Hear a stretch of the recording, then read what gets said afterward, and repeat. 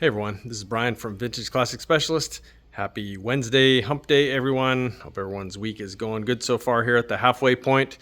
It is time for another episode of Day in the Life of Vintage Classic Specialist. So why don't we hop in and talk about what happened around here today. And just to be a little different, let's not start with this one today. We'll come back to it though, I promise. So Rene, our paint and body guy, pretty much got the red cowlick Beetle ready to go as far as the paint repairs.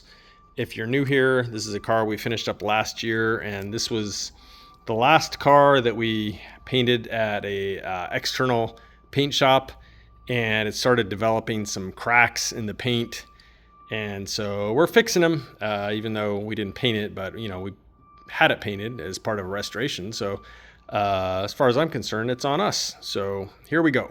Anyway, yeah, so the owner noticed a crack here, but there were some just smaller ones kind of in a lot of different places on the car. So basically, it's kind of hard to tell. Yeah, you can see there. So where the brown primer is there, the crack was like, say, right there.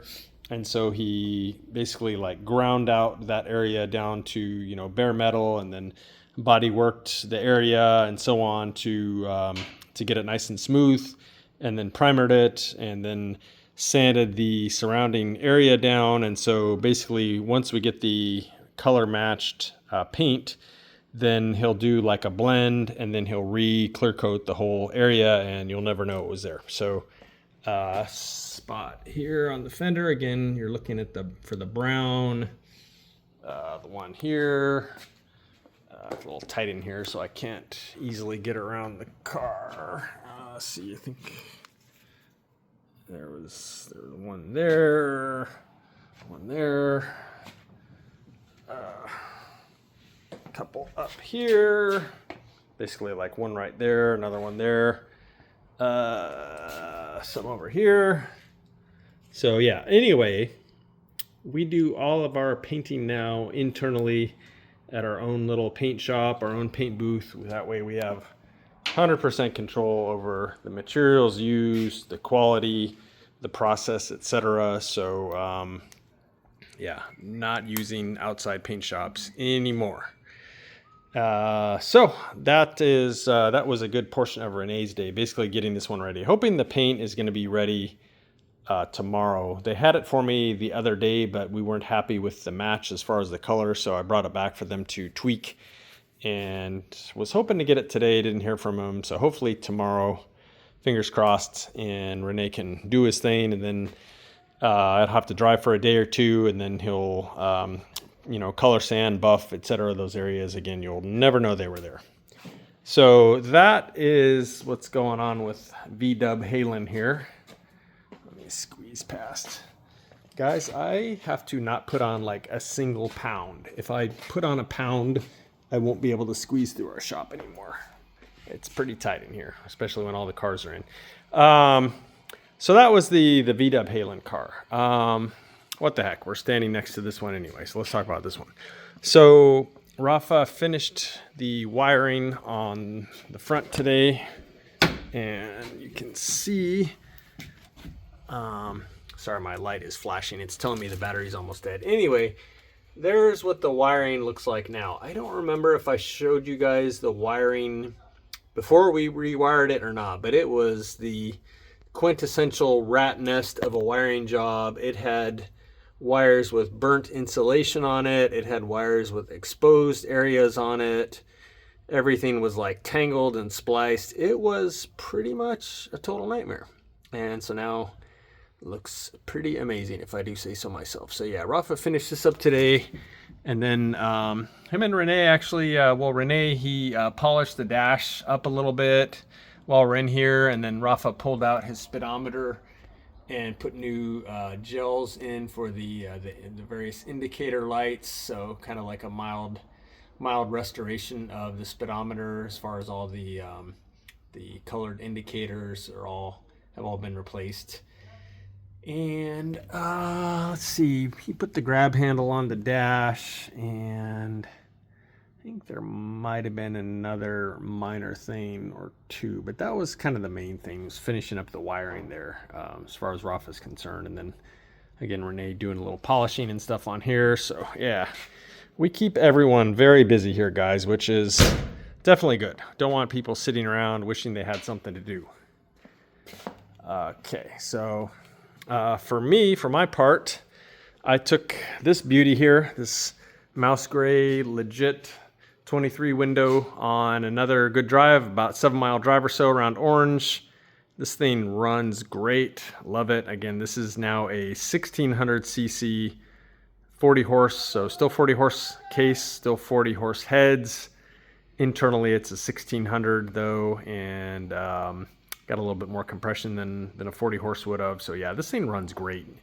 And the thing I love about this motor is I haven't noticed that you're even able to lug it. Like this thing almost, it's very torquey. I think it made 87 foot-pounds of torque. I don't remember the RPM that was at, but it's almost like it doesn't care what gear you're in. I mean, obviously you can't drive 5 miles an hour in fourth gear, but I'm just saying, like, it's very forgiving as far as what gear you're in, you know, within reason. It feels great.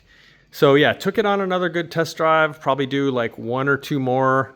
Minor thing, but a little bit of a pain in the butt. I put his spare tire cover on. The only reason I say it's a pain in the butt is that the spare tire cover is very tight, or the spare tire itself, I should say, is very tight against the back of the back seat. So I ended up having to remove the lug nut that holds that in place, and then kind of like slip the cover down there while I was pulling the tire back, and then put the lug nut in, and then kind of put this end of the tire cover on. So one of those things you think it's going to take about 30 seconds. I mean, it might have taken 5 minutes, maybe 10. I don't know. But anyway, yeah, no, it looks very good on there. It was kind of folded up in its packaging. I think when it sits some, it'll probably like straighten out a little bit. I may try and pull it a little bit tighter on there, but yeah, it's a nice touch. It makes the cargo area look very clean. Obviously ignore all these cardboard boxes and stuff. These are spare parts of his that we didn't use. But anyway, yeah, so spare tire cover and a good test drive and just some other little very minor things. I finally tightened up his rear view mirror arms, adjusted his mirrors at least for myself, and then crimped the little locking plates down here. So, you know, there's some little last minute details like that. And yeah, this thing drives amazing, guys. I'm very excited for the owner to get this thing and start enjoying it. So what else? Other than that, pretty much focused on this baby today. And as you can see, got the transmission in and got it all mounted up to the spring plates. Got the suspension stopper brackets, whatever you want to call them, on the Zbar brackets on both sides. And yeah, transmission is all bolted in. The other thing I did was I went and cleaned up the hard brake lines and the little brass T there, and put a little light coat of paint on all those just to make them look pretty, even though pretty much no one will ever see them, but we know they're there, so we still want them to look nice. So yeah, clean those up, put those in, and then put the transmission in. I did have a very weird failure that people I've talked to said they have not seen that before. And easy enough to fix, but super surprising, guys. So what happened was, when I was tightening up the rear, the cradle mounts here, so there's studs that come out of the rubber of the mounts, and then you put a lock washer and a nut on each of those. And this one, I mean, guys, I wasn't even at the point where I was like really bearing down on it. I was still, I guess, kind of like snugging it up, and it just kind of kept turning, and I had that like sinking feeling in my stomach that something wasn't right. And then pop.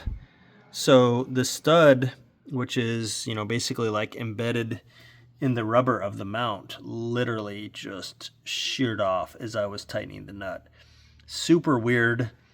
Again, I wasn't even at the point where I was applying what I would consider a lot of force, still kind of snugging it down, and it just let go.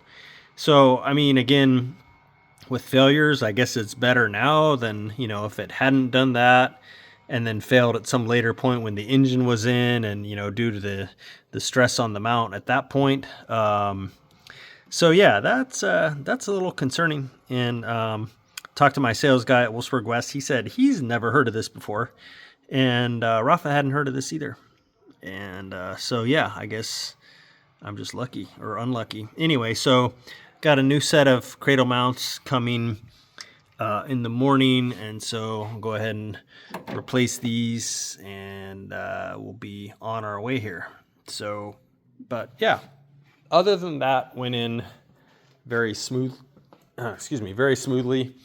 And then after I did that, kind of towards the end of the day, I started preparing the Zbar, which, if you're not familiar with Z-bars, that were on a couple years worth of, well, let's see, I think 1 year of Beetles, I think 67 only, and then maybe 2 years of Ghias, I think 67, and this is, of course, a 68. So a Z-bar on the rear suspension of these, it's kind of like the opposite of a sway bar. So a sway bar increases roll stiffness. A Z-bar actually decreases roll stiffness. And so the VW swing axle design is inherently stiff as far as roll stiffness is concerned. And they also have the potential issue of the back, back outside wheel tucking under in a turn. And so this thing kind of like helps fight all that stuff. So Z-bar, anyway, I kind of started preparing this, going through and restoring some of the hardware for it. And of course, Wolfsburg West sells a complete kit with all the bushings and stuff like that. So this is going to go on in the morning. We've of course had these parts, and the bar itself and the other little things that hold the bushings are all, you know, freshly powder coated and stuff like that. So yeah, this stuff will go on in the morning probably. And then haven't decided for sure yet, but I may then go ahead and continue on this one and put on the front suspension, which is right here under this moving blanket. So we'll see, but I've got no shortage of things around the shop I can work on tomorrow. So who knows? That's kind of the fun thing about being in a busy shop with lots of restorations and different projects going on, is I can almost come in any day and more or less decide what I want to work on. Of course, we like to keep all the projects kind of moving forward, so there's that consideration. But yeah, it's pretty fun, guys, I have to tell you. So anyway, that is it for today. It was very hot here in Southern California. For those of you that aren't from here, I think it was like 94 again. And at some point I saw it was 96 in the shop. It's cooled down to like 94 in the shop. This thing's pretty accurate, by the way. So yeah, guys, it is hotter than hell in here. I had a fan on earlier, which helps approximately that much. But yeah, hoping this heat spell is gonna break, but I think it's supposed to last through like Friday. So drinking lots of water, all that good stuff. So guys, that is it for today. Thank you all very much for watching, and we'll see you again tomorrow. Bye.